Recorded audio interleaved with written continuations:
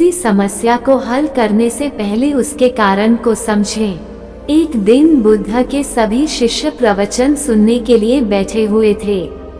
कुछ समय बाद गौतम बुद्ध वहां आए। उनके हाथ में एक रस्सी भी थी। रस्सी देखकर शिष्यों को हैरानी हुई। अपने आसन पर बैठकर बुद्ध ने रस्सी में 3 गांठ लगा दी। इसके बाद उन्होंने शिष्यों से पूछा कि क्या ये वही रस्सी है जो गांठ बांधने से पहले थी।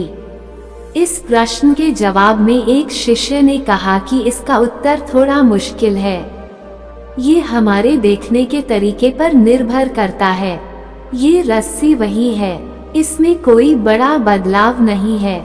दूसरे शिष्य ने कहा कि अब इसमें 3 गांठें लगी हुई हैं, जो कि पहले रस्सी में नहीं थी। इस वजह से रस्सी को बदला हुआ कहा जा सकता है। कुछ शिष्यों ने कहा कि मूल रूप से रस्सी वही है, लेकिन गांठों की वजह से बदल गई है। बुद्ध ने सभी शिष्यों की बातें ध्यान से सुनी।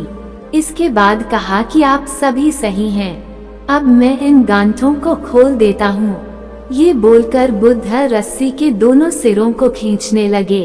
बुद्ध ने पूछा कि क्या इस तरह रस्सी की गांठें खुल सकती हैं? शिष्यों ने कहा कि ऐसा करने से तो गांठें और ज्यादा कस जाएंगी, ये नहीं खुलेंगी। इन्हें खोलना और मुश्किल हो जाएगा। बुद्ध ने कहा कि ठीक कहा। अब बताओ इन गांठों को खोलने के लिए हमें क्या करना होगा? शिष्यों ने जवाब दिया कि हमें इन गांठों को ध्यान से देखना होगा, जिससे हम जान सके कि इन्हें कैसे लगाया गया है। इसके बाद हम ये गांठें आसानी से खोल सकते हैं। बुद्ध इस जवाब से संतुष्ट हो गए और उन्होंने कहा कि ये बात एकदम सही है।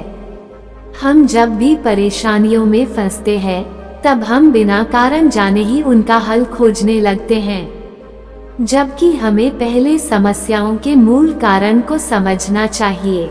जब समस्याओं की वजह समझ आ जाएगी तो हम उन्हें बहुत ही आसानी से सुलझा सकते हैं। इसलिए पहले समस्याओं के मूल को समझें और उसके बाद ही उसे हल करने के लिए आगे बढ़ें। अगर कहानी अच्छी लगी हो तो हमारे चैनल को लाइक और सब्सक्राइब जरूर करें। धन्यवाद।